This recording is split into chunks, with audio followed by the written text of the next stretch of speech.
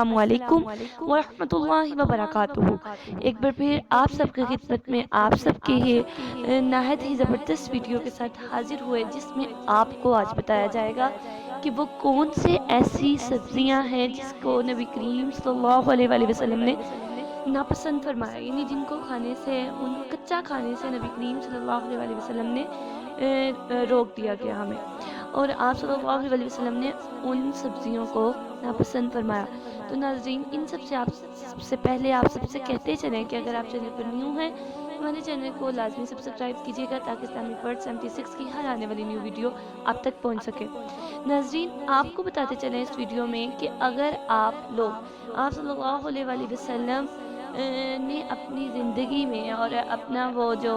آپ صلی اللہ علیہ وسلم کے حیات مبارکہ گزری، اس میں آپ صلی اللہ علیہ وسلم نے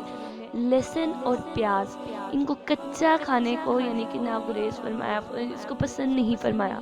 اس کو انہوں نے یعنی کہ آپ صلی اللہ علیہ وسلم نے ڈس لائک کیا، لہسن اور پیاز۔ اگر ہم اس کو کچا کھاتے ہیں تو اس کے بارے میں ہے کہ آپ صلی اللہ علیہ وسلم نے فرمایا کہ اگر کوئی پیاز اور لہسن کچا کھا کر آئے اور وہ اس کا یہ ہے کہ وہ ہماری مسجد کے قریب سے بھی نہ گزرے، یعنی کہ مسجد ایک ایسی جگہ، ایک ایسا مقام جہاں پر ہم لوگوں کو اللہ تبارک و تعالیٰ کی بہت خاص رحمت، ایک بہت گھر کہا گیا مسجد کو، اللہ تبارک و تعالیٰ کا بہت قرب حاصل ہوتا، بہت خاص عبادت، اور مسجد کو جو ہے ایک بہت خاص مقام حاصل ہے ہمارے اسلام میں۔ تو اس وجہ سے اس چیز کو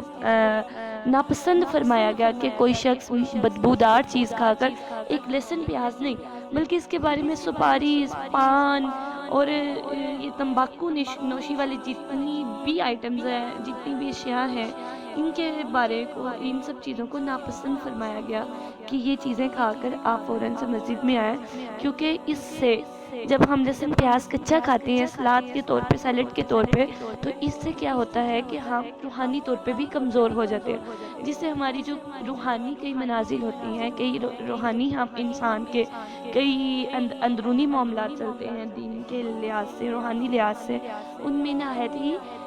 جو ہے کمزوری ثابت ہوتی ہے۔ اور لہسن پیاز کے بارے میں کہا گیا کہ اگر اس کو کھانا ہے تو اس کو اچھے طریقے سے بھون کر، یعنی پکا کر کھایا جائے، ٹھیک ہے؟ اور جب ہم اس کو بھون کر اور پکا کر کھائیں گے، اس سے اس کی جو بدبو ہے وہ دور نہیں جائے گی۔ اسی طرح سے یہ بھی فرمایا گیا کہ اس کی بدبو سے جو ہے فرشتے جو ہے وہ دور ہٹ جاتے ہیں، یعنی کہ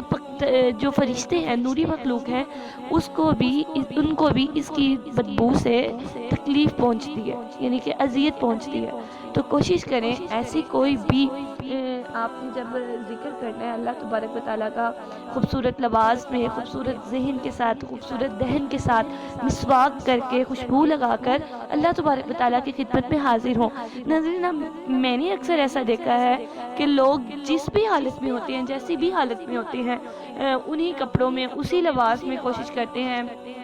کہ وہ نماز ادا کرنے لگ جاتے ہیں، وضو کرتے ہیں اور نماز ادا کرتے ہیں، لیکن ایسا نہیں ہے۔ پھٹے ہوئے کپڑے میں بھی نماز ادا نہیں ہو سکتی، یعنی اگر ہم بہت پرانا لباس پہن رہے ہیں اور نماز کے لیے، جبکہ ہمارے پاس قدرت ہے کہ ہم اچھا لباس پہن سکیں، ہمارے پاس اس چیز کے اللہ تبارک و تعالیٰ نے نعمتیں دی ہوئی ہیں کہ ہم اپنے لباس کو تبدیل کر لیں، اور اگر ہم ایسا نہیں کرتے تو اس چیز کو بھی یعنی کہ برائی میں رکھا گیا، اس چیز کو بھی برا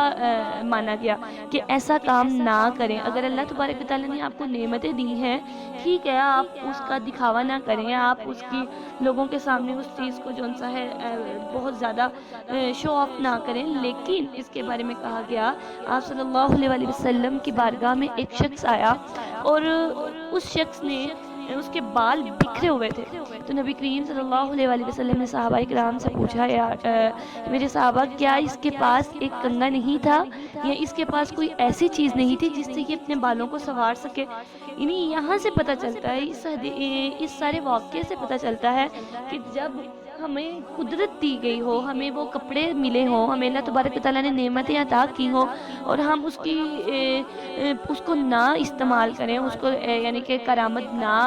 طور پہ اس کو یوز کریں، اور ان چیزوں کو الگ پہ رکھ کے اپنے آپ کو برے حال کے ساتھ لوگوں کے سامنے پیش کرنا، تو یہ نعمت خداوندی کی ناشکری ہے۔ اللہ تبارک و تعالیٰ میرا پڑھنا آپ سب کا سننا قبول و منظور فرمائے۔ امید کرتی ہوں کہ آپ سب ان چیزوں سے گریز کریں گے، اور لہسن پیاز کو اگر ہم یوز کریں اپنے روزمرہ زندگی میں تو اس کو کوشش کریں کہ ہم اس کو پکا کر کھائیں، اور اس کو پکانے کے بعد استعمال کیا جائے، بھون کر استعمال کیا جائے۔ ناظرین، اللہ تبارک و تعالیٰ آپ سب پر اپنا خاص کرم فرمائے، آپ پر اور میرا ہم سب کا حامی و ناظر ہو۔ آتی ہے نئی ویڈیو کے ساتھ، تب تک کے لیے السلام علیکم ورحمۃ اللہ وبرکاتہ۔